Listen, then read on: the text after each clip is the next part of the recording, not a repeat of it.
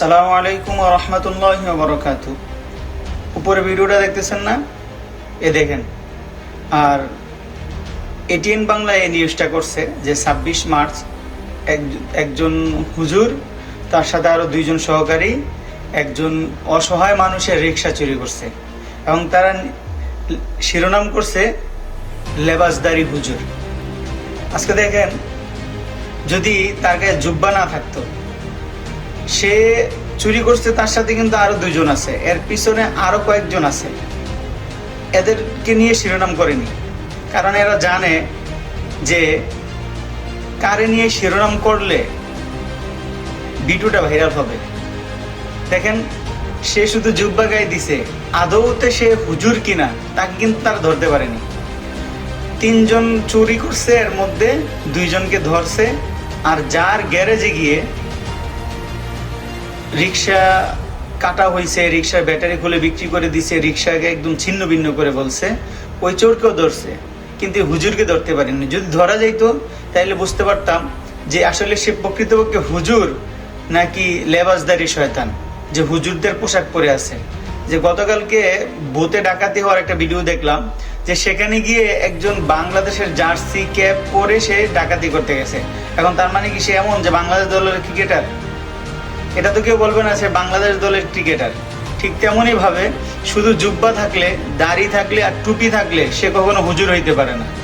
এটা যারা আমাদেরকে নিয়ে নিউজ করে, যারা উলামায়ে কেরামদেরকে নিয়ে নিউজ করে, তাদের একটু ভাবা উচিত।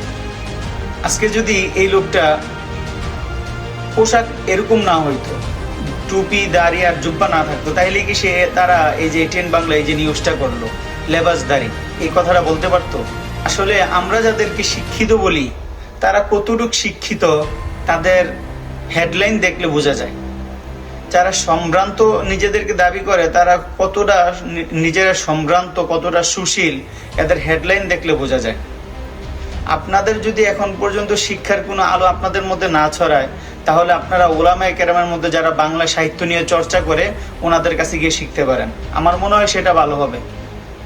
জেনে না বুঝে লেবাসদারি একটা হেডলাইন দিয়ে একটা সংবাদ তৈরি করবেন, উলামায়ে কেরামের গায়ে মানুষ যেন থুতু দেয়, মানুষ তো বলবে যে কয়দিন পরে যে আরে আলেমরা তো রিক্সা চুরি করে, এগুলো তো বলবে ভাই। এই জন্য যার যার জায়গা থেকে আমরা সবাই প্রতিবাদ করি। এদের ছোট ছোট করে এরা আসলে অনেক বড় ভুল করে, ছোট ছোট করে দেখায়, কিন্তু এটা আমরা কেউ গায়ে মাখি না। আমাদের গায়ে মাখা উচিত, আমাদের গায়ে মাখা উচিত। ওরা এই সাংবাদিকতা পেশার মাধ্যমে উলামায়ে কেরামকে ধ্বংস করে দিছে। হেফাজতে ইসলামের সময় কত হাজার হাজার আলেম মাইর খাইছে। সাংবাদিকরা এটা কখনো টিভি চ্যানেলে দিছে? সাংবাদিকরা এটা ফুটেজ করছে? এটা তো করেনি। তখন তো বলিনি যে হুজুরদেরকে সরকার দলের লোকেরা পিটে মেরে ফেলছে, প্রশাসনের লোকেরা পিটে মেরে ফেলছে, নিজেদের অধিকার আদায় করার জন্য শাপলা চত্বরে সমাবেশ করছে, সেখানে উলামায়ে কেরামের উপর পুলিশ বাহিনী হামলা চালাইছে, এটা তো বলেনি। তো এই জন্য যার যার জায়গা থেকে প্রতিবাদ করা চাই।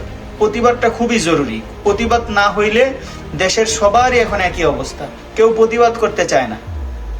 ভাই, যখন আপনি আলাদা আলাদা ভাবে ঘরে বসে থাকবেন, তখন দেখবেন আপনার উপর সবাই চড়াও হইতেছে। এজন্য 10 জন একসাথে হইয়া প্রতিবাদ করা অনেক ভালো। প্রতিবাদ চাই, যার যার জায়গা থেকে প্রতিবাদ করুন। এখন সোশ্যাল মিডিয়ার যুগ, সবাই সবার জায়গা থেকে প্রতিবাদ করুন।